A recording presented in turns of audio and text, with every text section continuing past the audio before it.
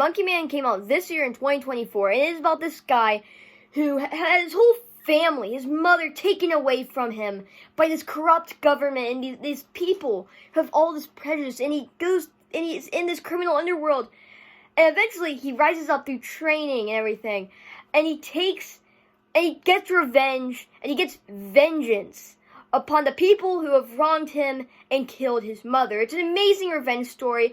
I love these kinds of movies, whether it be Beekeeper or The Equalizer. This one's a little bit different than those, and we'll get into that, but still, it does everything amazingly. Except for one thing, which I hate, but we will talk about that later. Okay, so we see this guy, and he's a boxer under the name The Monkey Man. That's where the title comes from.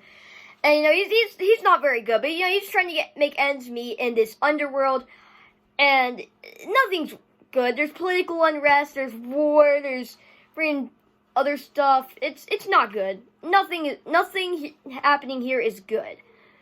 But also, we get some background on his mother, and a lot of this, movie goes between either talking about the story or having action.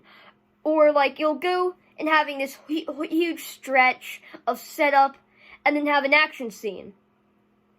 And then have another stretch of setup, and story and everything. And then go back to action. That's basically how this movie went. It went from story to a little bit of action, to a lot more story, to a good bit of action. But here's the thing. This is not a critique, only because they make it interesting. They do it very, very well in a way that this is going to be important later, so you really feel like you pay attention. And for this being a theatrical debut or directorial debut, this is a really, really good movie to start off with. Still, eventually he's like, you know what? You're not very nice. So then he just freaking beats up this guy in this epic sequence. Eventually it leads to him on a tuk-tuk.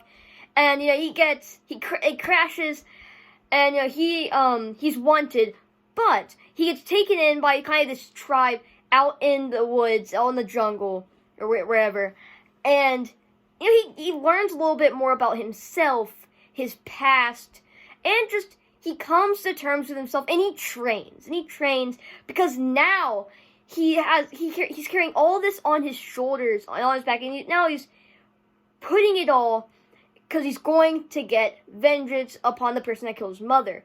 And it's very vivid. Every single punch, every single bite of the ear, you can hear all of it because the sound and the sound effects they combine so well to make just this story where it makes a story where you can just hear everything. Everything's so vivid, and it's a good theatrical experience on hearing that. But still, anyway, so he comes back to the underworld, and and then he wins his fight, just straight up, because he lost all the other fights. That's where we saw him at the beginning. But now later in the movie, towards the end, it's like a before and after. Now he just does one kick and he's out. It's freaking awesome. It's incredible, and it's so fun. It's kind of funny at the same time, because this guy is the same guy that beat him up at the beginning of the movie, so it's satisfying to see him just kind of just stand there, and then just kick him, and then just win. It's funny to see, and then he breaks in to, this huge mega tower, where there's this guy, and, and that's, and the guy that killed his mother is also up there, and so, he has to get in there, but, at the same time, I'm kind of confused, because how is he able to get it? You kind of have to stretch your belief a little bit. And then when he goes up through this place, he goes through a kitchen, beats up a bunch of guards. He freaking uses all this stuff from a kitchen, just freaking beats the crap out of everybody. It's epic. It's so cool.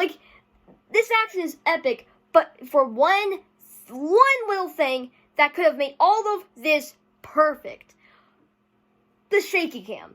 The shaky cam is something several people have talked about, but in this movie, when there is shaky cam, it just feels like it just turns into a whole other thing, because shaky cam really does not work. It's rare that it is done well, because there barely even is a way to do shaky cam well. It's so bad. It's like you can't even. It just feels off. You can't really do it right. But still, I'm glad they did drop the shaky cam towards the end in the last bit, because they really had to think about that. So I think they put a little more effort into it than they did in the action sequences like towards the beginning. Anyway, so eventually he beats up the guy that killed his mother, and it is so satisfying to watch him just beat the crap out of this awful, awful man. And he deserves it. He deserves to get all this beating, and eventually he's killed. And then, at the very end, it's kind of left open-ended, but it looks like he died after doing all this, because he served his purpose. He did what he wanted to do in life, so I think all he wanted really before he died was closure.